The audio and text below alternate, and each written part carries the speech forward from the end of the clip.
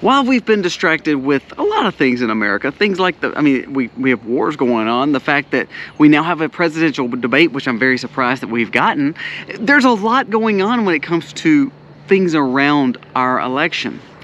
But there's some things that we have missed out, things that talks about our cities, things that talk about our educational system, things about the migrants that has gotten worse that we need to discuss today. And I think that if you see these, they tend to be leaning towards the city. So we always tell you, if you are living in the cities, try to get out. If not, you need to prepare more and more, because it seems like the problems that are coming are hitting towards you. We're also going to talk about a new secret funder when it comes to this protest that we've been getting in America. Let's jump into it today. This video starts right now.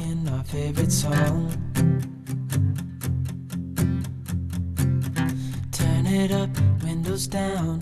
Hey guys, welcome to the Max. Thank you so very much for being here today. It is a beautiful, beautiful day here in South Mississippi. We got some rain coming, but the gardens are doing great.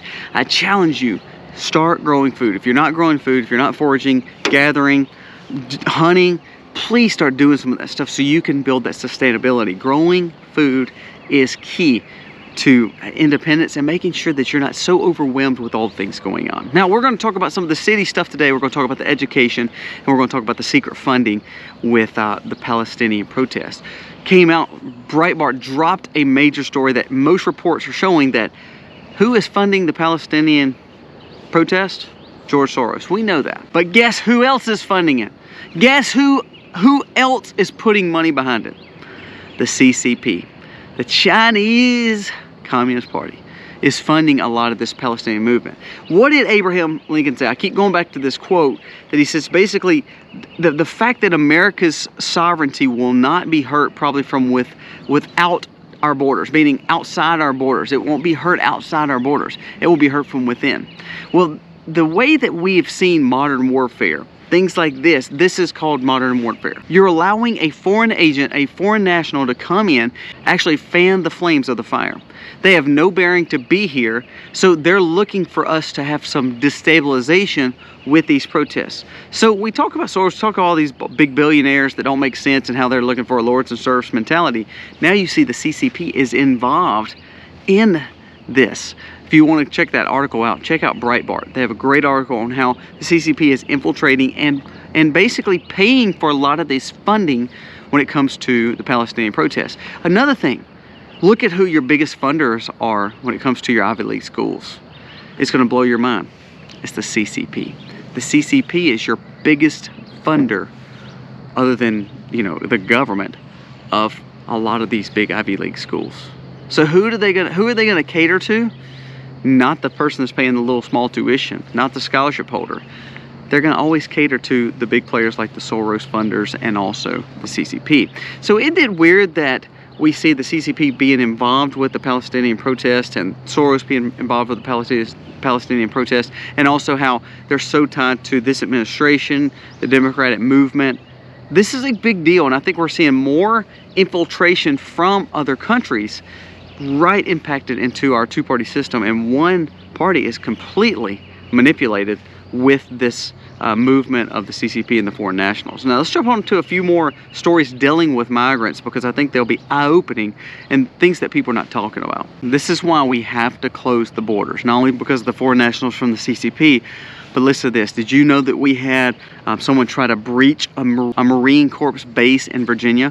And this is in Quantico. This is where our hub is for our CIA. This is where our hub is for our servers. This is where our hub is for a lot of DC things, because it's so close in proximity to DC. 2 foreign nationals attempted to breach the Marine Corps base in a big white van. The story was that they worked for Amazon. They tried to breach it, basically going through the barricade and the military checkpoint. One of the military officers noticed the driver ignoring direct instructions. Their goal was to do what? Probably something nefarious when they had this big white box truck going into a Marine base close to our capital. Let's think about that. After realizing the driver ignored their directions, military police put up roadblocks which were allowed to keep these cars out of the base. Multiple sources show that these individuals were Jordanian foreign nationals that came across the southern border. Isn't that coincidental? It's unbelievable. When any vehicle does not comply with directions, we take specific steps to reinforce our base and protect it. Now, why were they there? We don't know. I'm glad that these Marine Corps stopped it, but the problem is if we would have closed the border, they'd have never had the chance to get there. So that means they went from Mexico all the way to Quantico, Virginia, which is right outside DC. So they've went a long way. So they've had help. They've had to buy gas. They've had to have goods. They've had to have money. I wonder who gave them all the money. Was it some of our subsidies that some of these Democratic states are pushing? Is that how they paid for ways to get onto the military bases to cause mischief? I doubt they were going there just to hang out and eat at the local food dineries. They were basically doing something nefarious and they got caught. And why are 2 Jordanian foreign nationals coming across our border? Jordan's nowhere close to Mexico. One more fun one for the migrants. Alvin Bragg, who is the one leading the charge against Trump, offers plea deals to migrants accused of attacking NYC cops as he's prosecuting Trump. So he is literally letting illegal migrants go after beating down a New York City cop. He's letting them go, building plea deals for them so they can get out of jail. All the while he tries to upcharge Trump for something that has really no bearings on really what's going on in today's world. I'm gonna be honest with you. Do I care if hush money came from Trump or Cohen or what? I do not care. It doesn't make them better people. I know most of the people and most politicians are immoral people and people who are not trustworthy. And to be honest with you, the whole point is not because they want to have a morale clause against him. They wanted him to file it as a political charge, a political cost. So what I'm saying is we have Alvin Bragg, the cities, in these migrant situations where now he's willing to stand up and try to persecute somebody for literally political reasons. All the while, your cities are not safe because he is letting migrants, a bunch of migrants go, plea deals, after they have willingly and ultimately beat a cop up. So that shows they have no reason to respect authority because they just whooped a cop. They don't believe that our borders are sovereign because they came across the border. And Alvin Bragg, who's supposed to be the one who brings the law, who's tough on crime, lets them go. Joe Biden imports millions of non-working migrant consumers. It shows that 50% of the millions of people that have been brought over have no reason or no way to work and will not get a job. Now they're trying to push, the Biden administration is trying to push, hey, we need work visas. We need some kind of ID. It's funny how they want ID for these people, but they don't want IDs for people to vote. It's mind-blowing. But they're saying we need to give them some way of working so they can provide. Well, what we're doing is, again, we're influxing a system, destabilizing a system, especially in the cities, and then taking the jobs from hard-working, tax-paying Americans to give to people that has been subsidized by the government to be here. That is buying votes, people. That is buying votes. That is a political move of buying votes and destabilization, like we were talking about with the CCP. If we can learn to destabilize our cities become civil unrest and upheaval like we've seen on our college campus and in our cities, then the government allows for more overreach. The government then says, well, we can't go, it's not safe in the city, so we've got to do mail-in ballots. We've got to have more police state. It allows for more of that overreach. We're seeing this in the cities and in the colleges, and it's not even by just our local politicians. It's not just by our Democratic operatives. To me, it shows that our Democrats are bought out. But when you have literally Middle Eastern people trying to break onto a Marine Corps base, coming from the southern border, they have admitted to it. The CCP, who is now giving money to the Palestinian movement and protests, along with Soros, who have said that a lot of our foreign nationals are over there funding it. Guess where they came from? Southern border. And then all of a sudden we have Alvin Bragg, who allowed these Guatemalan people, they didn't come from Canada, they came from Guatemala across the southern border, that he let them go after beating down a cop. And then we're now saying that there's probably upwards of 8 million migrants who do not have work and have no plans to work. Who's to pay for those people? I have to go to work. As soon as I get done with this video, I'm going to work, and I'm going to work an 8 to 10 hour day after working on the farm for 3 hours. Then I'm going to come back and work on the farm again for 3 more hours. Now, is that kudos to me? No. What I'm saying is that's what Americans do. We work. So when people are not working, how is it fair that we are paying the taxes to then basically take care of people with no plans? with no way, no ID, no citizenship to take the jobs of these hardworking Americans when interest and inflation is already pretty tough. That's a hard pill to swallow, and I can't. That's why I think that's why swing states are moving towards Trump.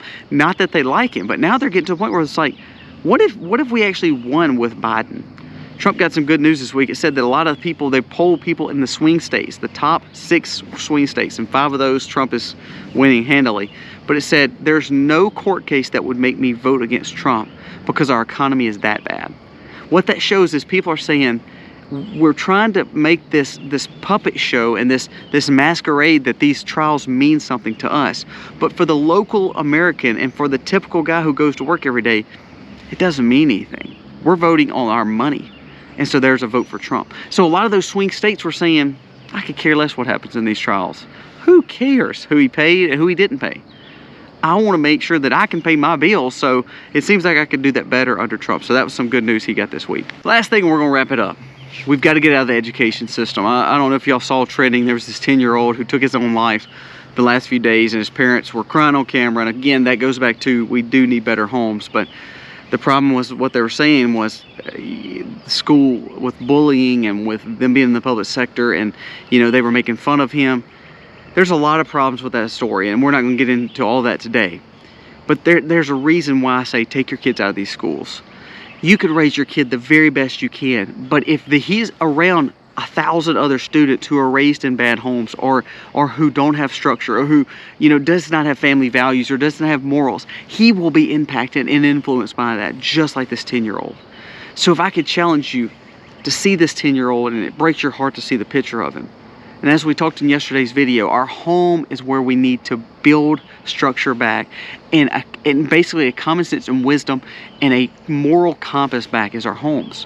What takes us saying we've got to make sacrifices to raise our kids out of these government schools. Public school is no more than government indoctrination. There's nothing valuable about public schools anymore. We've lost money. It's a liability. We're not raising kids with smarts anymore. It seems like a lot of these city schools are failing, and we just keep throwing money at them thinking it's going to get better. And this kind of stuff happens all the time. This is a trending story because the kid took his own life. But to be honest with you, there's probably a lot of kids that's doing the same thing, that think the same thing. It's on tons of medicine, all because the public school system has failed them, and their parents are having to work so hard to take care of them, so hard to pay the bills because of all this inflation and interest, that then they don't have a good home life. So then therefore it's a kid that's in despair, and he grows up being either confused, medicated, or ends up taking his own life. We have to get our kids out of these schools. That's the utmost important. If anything we should learn about all these stories, if we should learn anything about any of these stories today, it's looking at France and Cuba. Cuba right now is in a complete failed state. It has no money. People have said they can't get money out of ATMs. The banks are closed. The money is worth nothing. They have nothing. They have no food. We are just one light match close to that. Now, we're not a third world country, and I know that we have more sovereignty and more things set up than Cuba. But what I'm saying is we're seeing a failed state that we've poured tons of money into and actually put people in leadership, and it failed. And when you see banks failing, you see food systems failing, it goes back to raising your own food, doing what you can, getting out of the city and try to be more sustainable, raising your children to see the importance of that. And then you look at France. Look at France. France right now just declared a state of emergency to deal with an outbreak of migrants protesting and tearing the streets up because of something that he was trying to pass that dealt with migrants versus Frenchmen. And so now you have, again, a destabilized situation. We are becoming that in America, so polarized. And if we allow the CCP and we allow Soros and we allow these big players to infiltrate one of our main parties in America to make this happen, to destabilize more, just like in Cuba, you're either going to have pure anarchy, or just like in France, you're going to start seeing police state and military state. We have to pay attention to what's going on around the world, because it shows what could easily happen here if we keep allowing these same things to happen. And I go back to protect your family, protect your kids. This poor boy, 10 years old, took his own life. It's so heartbreaking to see that kids are struggling in schools, families are struggling, and it all comes down to a bad economy, not having enough jobs, not having enough funds and our government actually letting us down. And now we're allowing the foreign agents to come in and cause problems like we see in Cuba and like we see in France. We have to do better. Guys, give me your thoughts on these stories. I don't know if you've heard any of these. The Marine Corps thing was pretty big. The fact that the swing states are pretty big, and the fact that it's like this child, we need to learn that these cities and these schools are failing us. Thank you so much for watching. God bless. Have a nice day. So alive, and tonight I'm thinking that I don't wanna